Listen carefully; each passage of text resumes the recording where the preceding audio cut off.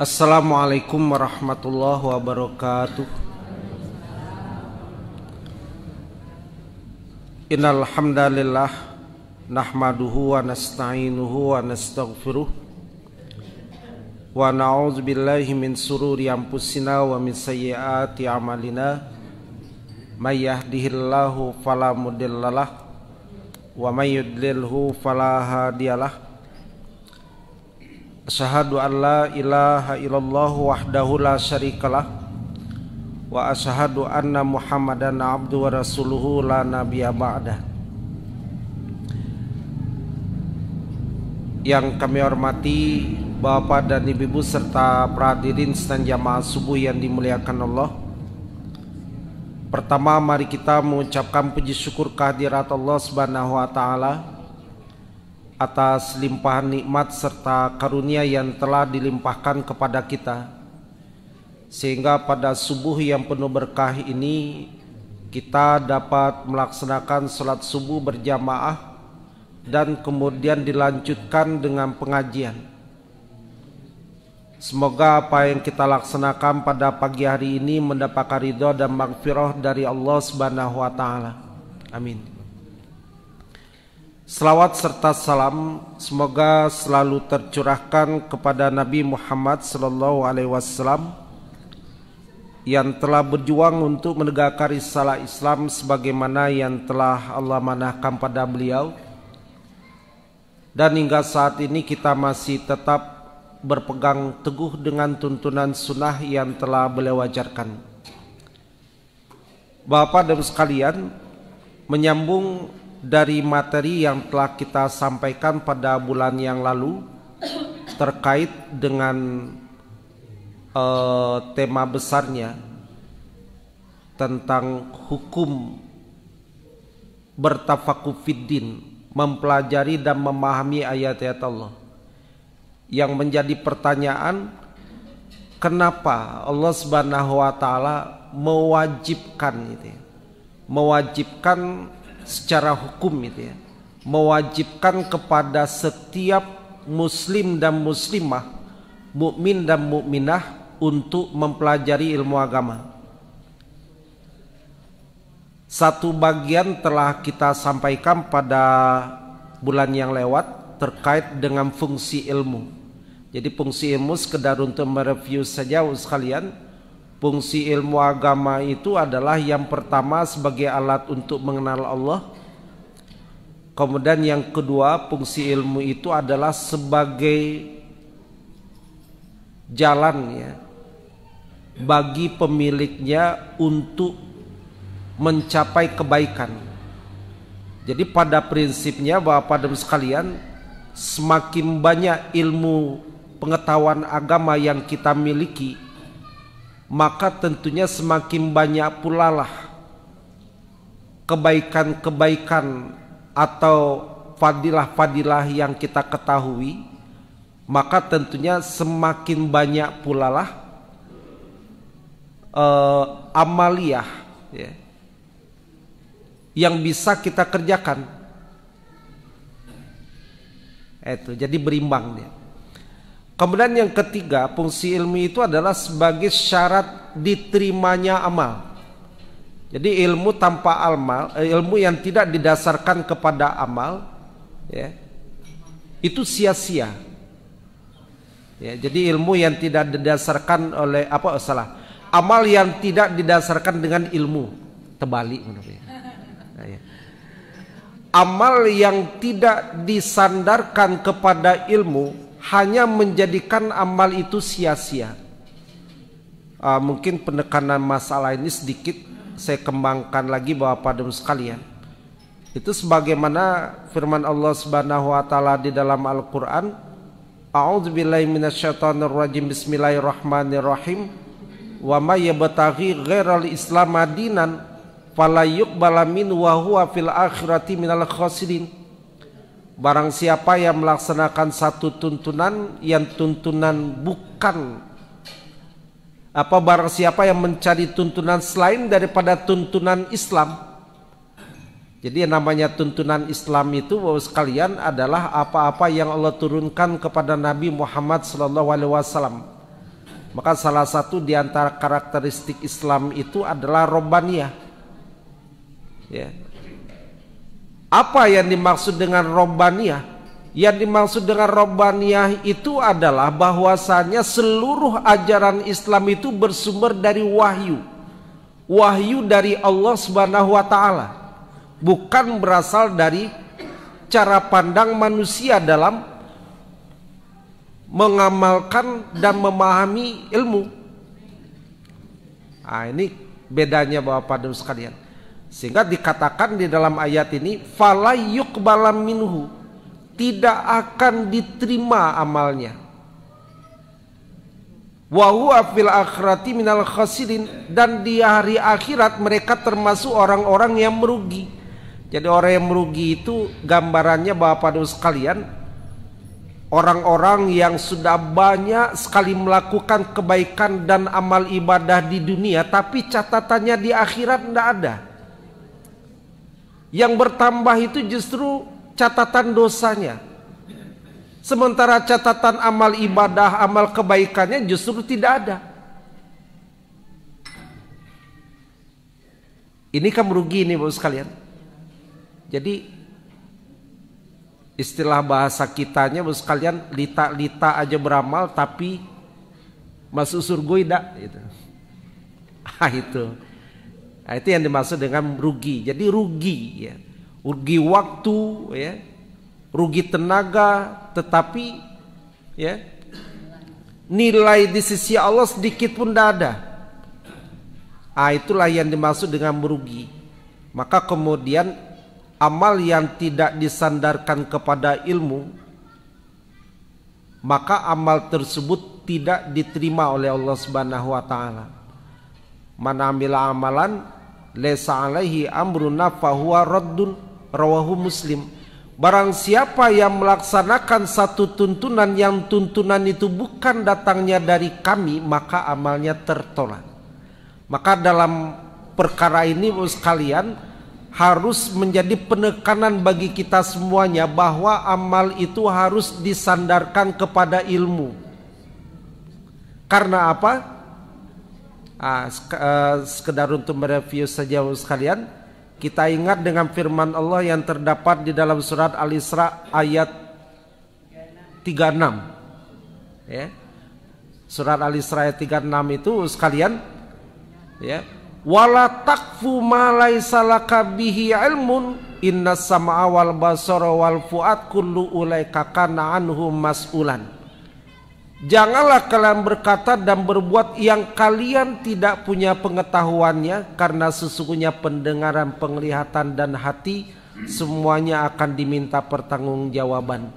Jadi mulai dari ibadah-ibadah kita itu nanti sebenarnya Bapak sekalian akan diminta pertanggungjawaban di hadapan Allah Subhanahu wa taala. Jadi jangan sampai nanti kita ketika diminta pertanggungjawaban di hadapan Allah, kita tidak bisa mempertanggungjawabkannya. Akhirnya kita tidak mendapatkan apa-apa dari kebaikan-kebaikan yang telah kita kerjakan. Yang perlu dipahami Bu sekalian, ada sisi persamaan dan perbedaan antara kebaikan dengan kebenaran.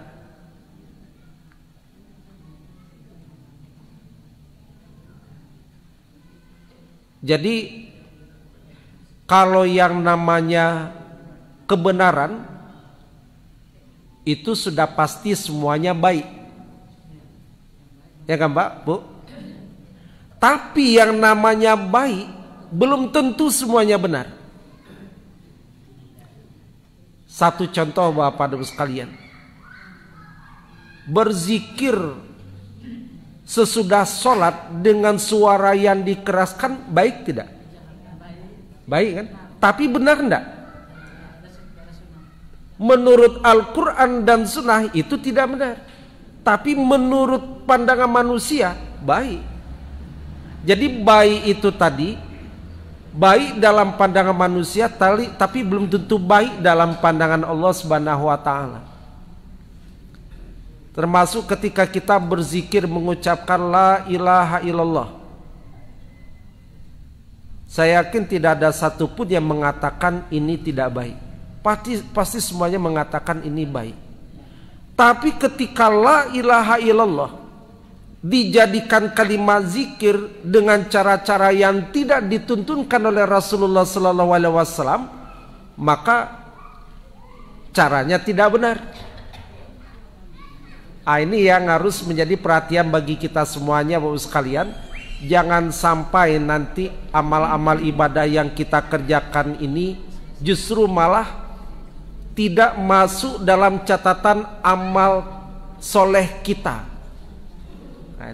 Jadi jangan sampai dalam catatan amal kebaikan dan amal soleh kita justru amal ibadah kita tidak masuk. Inilah yang dikatakan dengan orang-orang yang merugi. Nah, selanjutnya Bapak dan Ibu sekalian, itu yang pertama Bapak sekalian. Yang kedua, kenapa Allah Subhanahu wa taala mewajibkan kepada kita untuk mempelajari ilmu agama? Jadi saking wajibnya Bapak Ibu sekalian, saya pernah mendengar seorang ustadz itu ceramahnya begini. Orang yang melakukan keburukan dikarenakan betul-betul tidak tahu, dengan orang yang melakukan keburukan karena tidak tahu, itu beda. Kalau orang yang melakukan keburukan karena betul-betul tidak tahu, artinya persoalan-persoalan keburukan itu dia sudah pelajari semuanya, tetapi pas kebetulan di keburukan yang dia kerjakan itu memang betul-betul dia tidak tahu. Itu dosanya satu.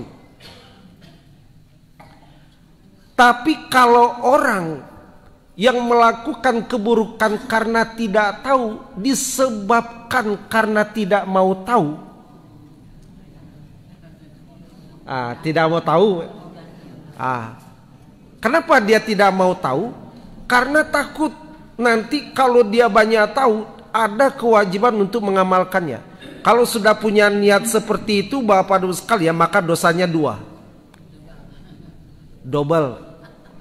Pertama karena dosa melakukan perbuatan itu. Yang kedua dosa karena tidak mau berusaha mencari tahu tentang keburukan itu. Itulah sebabnya Bapak Ibu sekalian, kenapa orang banyak tidak mau belajar ilmu agama. Apa sebabnya? Sebab kalau seandainya mempelajari ilmu agama ada kewajiban untuk mengamalkannya. Nah, ini kebanyakan orang tidak mau yang seperti ini Bapak sekalian. Maka yang seperti ini Bapak Ibu sekalian, ketika dia melakukan satu keburukan maka dosanya double. Pertama dosa karena melakukan dosa itu, yang kedua dosa karena tidak berusaha untuk mencari tahu. Nah, ini Bapak sekalian. Jadi Bapak dan sekalian, di balik perintah dan kewajibannya yang besar dan keras, ini saya sampaikan Bapak sekalian, perintah ini, perintah mempelajari ilmu agama ini sebenarnya sangat keras. Kenapa saya katakan sangat keras? Mungkin Bapak Ibu masih ingat dengan dalil yang pernah saya sampaikan pada bulan yang lalu, surat Al-A'raf ayat 179.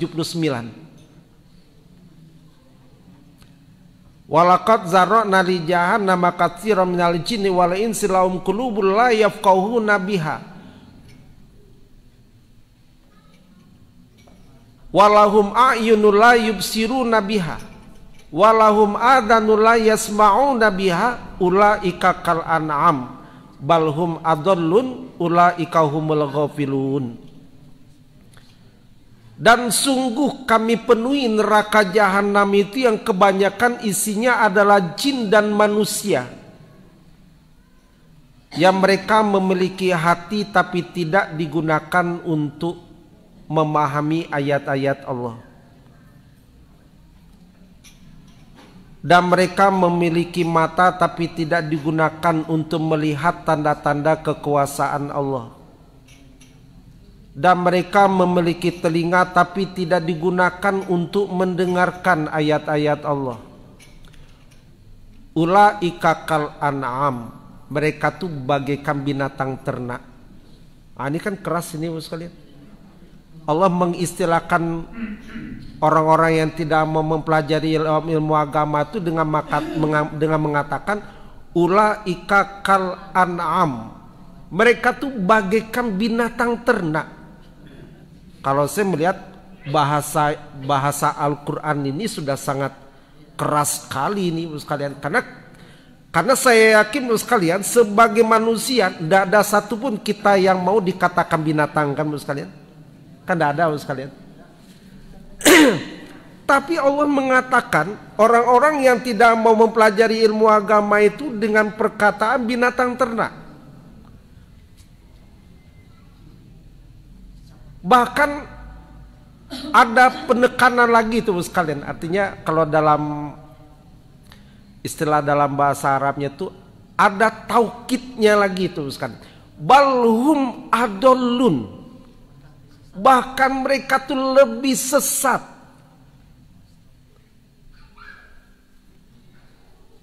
Nah, di awal ayat Bapak Ibu sekalian, kalimat walakat itu sebenarnya sudah harfu taukid itu. Ya, walakat, lam itu tadi lamut taukid, ya. Qad itu tadi adalah harfu taukid. Jadi lam dan qad itu adalah sama-sama harfu taukid.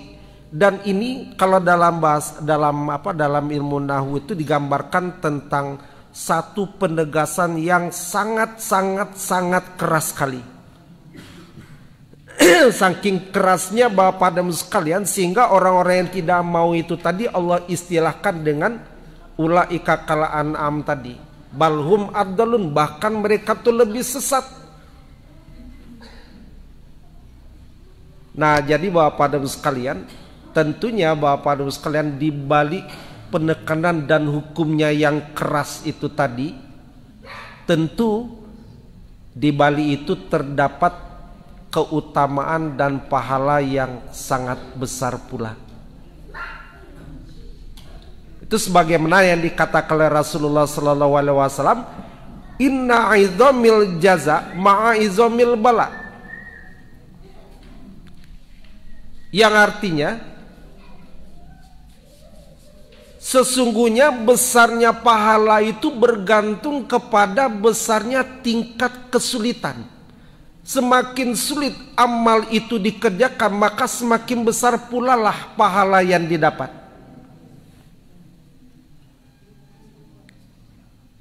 Apalagi pahala pahala kita melaksanakan sholat berjamaah di masjid lalu kemudian dilanjutkan dengan pengajian, ya kan? Man ghada ilal masjid summa la yuridu illa ayata'allamu khairan aw ya'lamuhu fa ajruhu ka ajril haji tamman hijjatuhu. Barang siapa yang melaksanakan sholat berjamaah di masjid kemudian tidak menginginkan kecuali untuk mempelajari kebaikan atau mengajarkannya, maka mereka mendapatkan pahala seperti pahala orang yang menunaikan ibadah haji yang sempurna hajinya. Kalimat al-ghadah di sini sebenarnya sholat subuh itu sekalian. Kenapa di sini disebutkan sangat besar sekali Bapak sekalian? Terutama di sholat subuh. Itu sudah double berat itu Bapak sekalian. Saya katakan beratnya ganda.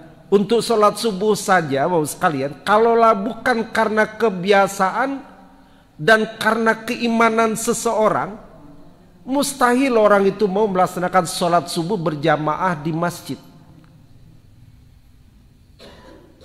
Ditambah lagi dengan pengajian. Itulah saya katakan ini double-nya itu double berat itu. Maka berbahagialah Bapak Ibu sekalian, kita-kita yang hadir pada pagi hari ini. Walaupun sifatnya saya hanya sebatas menyampaikan saja Bapak Ibu sekalian, dan Bapak Ibu mendengarkan, tapi pahala kita sama. Ya. Cuma ada tambahannya Bapak sekalian. Saya datang dari Bengkulu.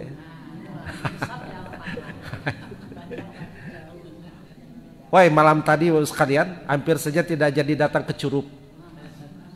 Gara-gara apa Bapak sekalian? Rupanya pas di gunung, jam-jam sudah isya itu, datanya pas di gunung, ban Vespa pecah. Alhamdulillah Bapak sekalian, dengan izin Allah, dengan pertolongan Allah, ada orang yang Allah bukakan pintu hatinya untuk membantu. Walaupun hanya sekedar meminjamkan dongkrak. Vespa itu kan kalau tidak pakai dongkrak itu payah tuh sekalian. Sama kayak mobilnya tuh. Alhamdulillah Bu sekalian. Ya. Ada yang minjamkan dongkrak.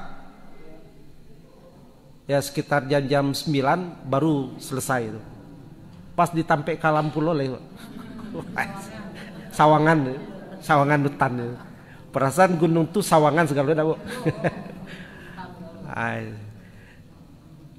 Tapi alhamdulillah dengan pertolongan Allah Subhanahu wa taala sampai juga ke Curup sekalian. Jadi memang Bapak Ibu sekalian, untuk datang ke pengajian saja kadang-kadang orang itu berat Bapak Ibu sekalian. Kalaulah bukan karena orang itu dipilih oleh Allah Subhanahu wa taala, mustahil orang itu datang ke sini. Mustahil bapak-bapak dan ibu-ibu hadir ke sini kalau bukan karena Allah yang memilih. Nah, jadi Bapak sekalian, ini satu di antara rasa syukur atas nikmat yang Allah berikan kepada kita, yaitu nikmat diringankannya langkah kaki kita untuk datang ke masjid, ya, dan mau bertahan.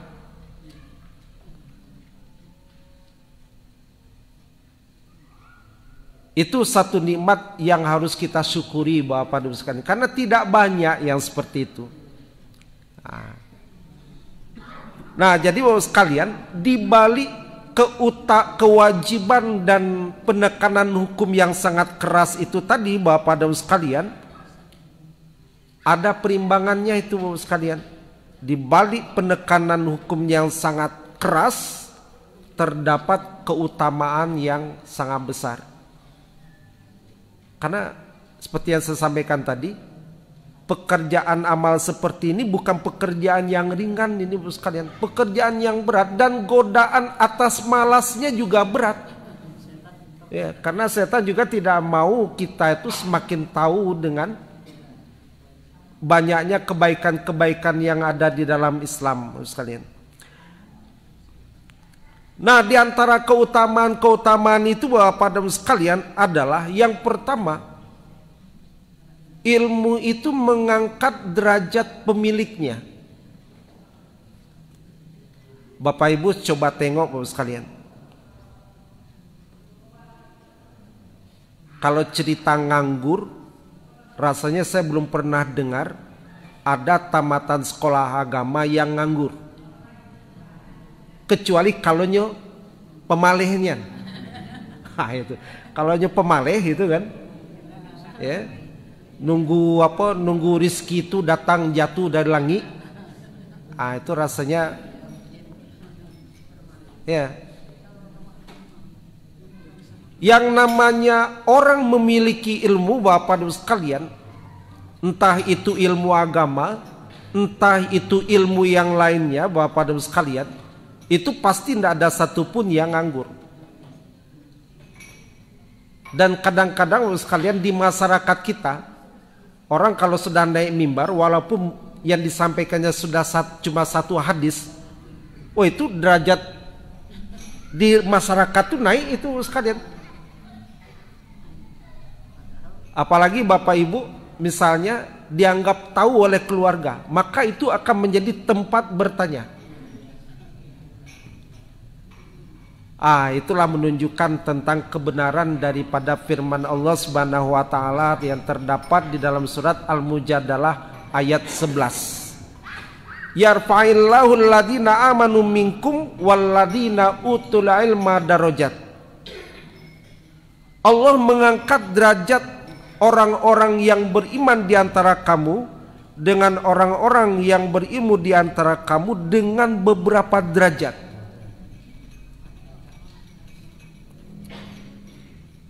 Ada teman saya, Bapak dan sekalian, pada awalnya dia tidak mengerti dengan bagaimana tata cara melaksanakan ibadah haji. Cuma karena dia termasuk di antara pengurus di KBIH di Bengkulu, karena dia waktu itu juga dianggap sebagai ustadz ya. Jadi sekalian, oleh pengurus dimintalah dia untuk menyusun buku manasik haji. Sementara dia sendiri cara tawaf aja tidak ngerti dia.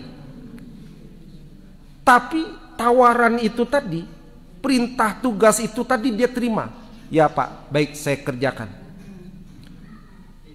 Bingung dia yang pertama itu Pak, gimana caranya memulai nulis ya. Ihram itu apa aja tidak ngerti gitu. Hanya dia karena dia memiliki modal sekalian, dia waktu itu memiliki aplikasi ya. Karena kebetulan dia juga tamatan pondok sekalian. Dia memiliki aplikasi waktu itu namanya aplikasi Al-Hadis Asy-Syarif. Satu modal itu saja sekalian. Cuma memang waktu itu dia memang memiliki penguasaan ilmu alat bahasa Arab gitu ya. Sehingga untuk menjalankan aplikasi itu dia bisa. Jadi dari situ dia buka, dia baca itu tadi. Kemudian dia inisiatif, dia cari buku tentang manasik haji. Seingat saya waktu itu dia cerita, saya hampir mengumpulkan lebih kurang 30 buku yang terkait dengan ibadah haji itu. Alhamdulillah sekalian katanya, dalam waktu 1 tahun selesai buku itu. 1 tahun nyusunnya. Lalu ketika buku itu disampaikan, ya kan? Beberapa pengurus dan pembimbing ada yang terkejut itu. Karena ada beberapa sisi yang tampaknya kok agak berbeda misalnya, terkait dengan masalah tawaf itu. Kan kalau di tawaf itu kan, kalau di buku yang digantung itu kan, satu tawaf itu kan doanya kan beda-beda. Tawaf pertama itu panjangnya minta ampun. Tawaf kedua macam itu, tawaf ketiga macam itu. Tawaf keempat macam itu pula. Sampai tawaf ketujuh pun panjang-panjang pula. Nah, rupanya Bapak-Bapak sekalian, karena dengan amal seperti itu, lalu kemudian dia diminta untuk membimbing manasik di situ. Awak belum haji, tapi disuruh bimbing manasik haji, kan lucu sekalian. Pas kebetulan yang di bagian fikih manasiknya pula lagi kan. Nah, pada pembimbing yang lain banyak juga tuh sekalian. Disuruh dia. Kemudian kata dia, takdir Allah kemudian membawa dia menunaikan ibadah haji tahun 2009.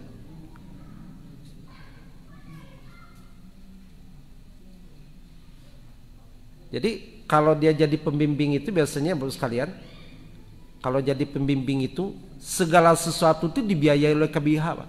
Cuma bawa badannya juga. Itulah Bapak Ibu sekalian cara Allah untuk mengangkat derajat seseorang ya. Maka dia berikan sesuatu yang bagi manusia mungkin rumit untuk disampaikan, untuk dilakukan. Tapi ketika dia melakukan itu Bapak Ibu sekalian, ya enggak, Allah Subhanahu wa taala mengangkat derajat dia dengan mengundang dia datang ke rumahnya. Kalau Allah yang sudah mengundang mau sekalian, nak berduit orang, nak tidak berduit orang, ya enggak, hamba itu tadi ada saja jalan yang akan membawa dia datang ke rumahnya. Tapi proses Allah untuk mengundang itu tadi, itu ada cara. Itulah cara Allah mengundang itu tadi. Ketika seorang hamba itu tadi dia pelajari betul cara manasiknya, ya kan? Otomatis kemudian Allah ajak. Yang lucunya lagi Bapak sekalian, cerita dia juga sama saya.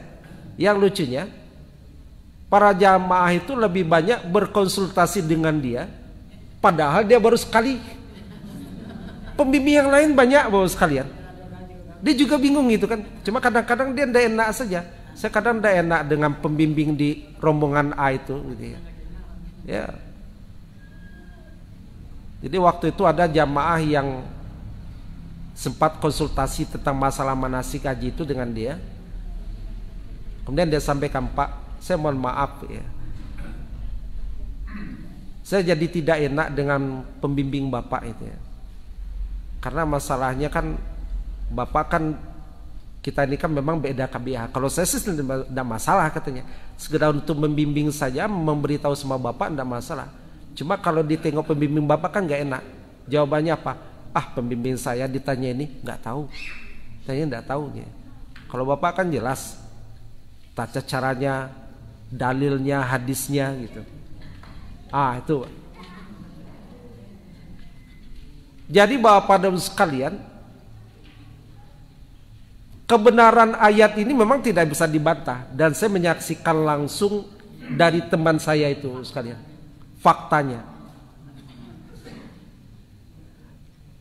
Jadi Bapak dan sekalian, inilah keutamaan dari mempelajari ilmu agama. Itu yang pertama. Kemudian yang kedua, Bapak dan sekalian, mempelajari ilmu agama itu akan membawa pemiliknya ke arah kebaikan, ke arah yang benar. Itu sebagaimana disabdakan oleh Rasulullah SAW dalam hadis riwayat Muslim, an Muawiyah bin Abi Sufyan radhiyallahu anhu qala Rasulullah SAW, may yuridillahu bi khairan yufaqihu fid din.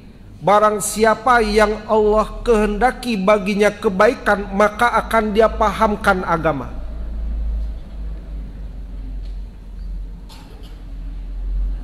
Jadi pemahamannya di sini sekalian bukan maksudnya ketika Allah menghendaki si A itu baik, tiba-tiba dia paham sendiri agama, enggak begitu.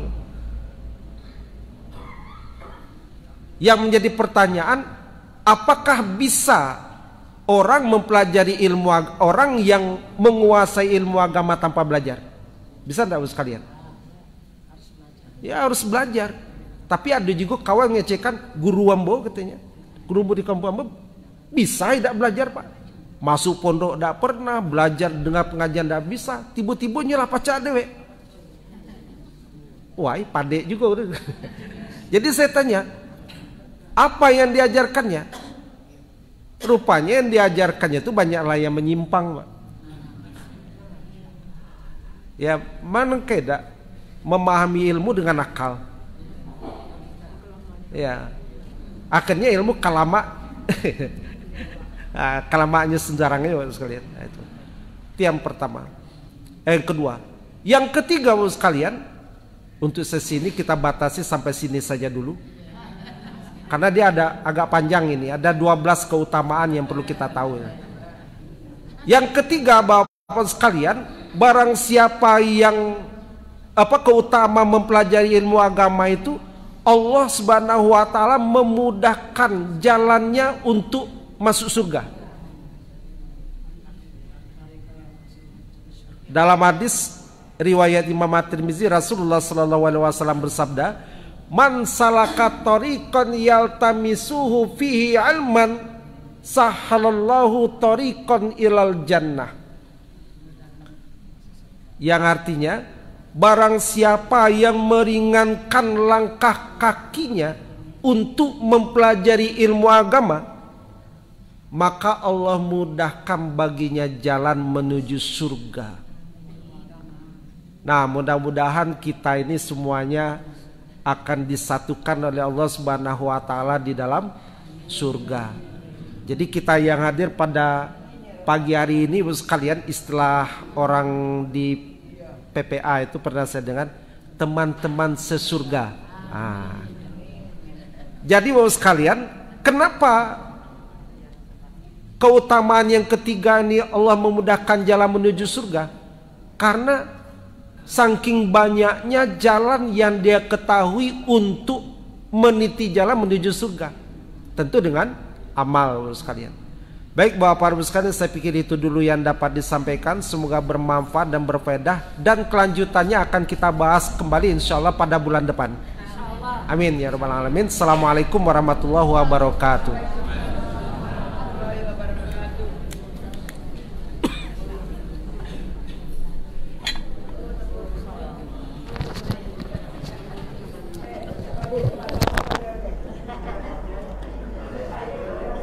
Demikian tadi kajian subuh yang kami siarkan langsung dari Masjid Al-Jihad Muhammadiyah Curug.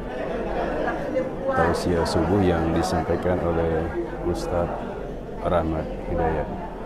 Untuk jemaah Al-Jihad di mana saja berada yang masih terus memantau secara langsung kami, jangan lupa untuk selalu men-share kajian-kajian live kami ini untuk membantu siaran dakwah kita. Demikian kajian subuh di pagi hari ini. Sampai berjumpa besok pagi. Assalamualaikum warahmatullahi wabarakatuh.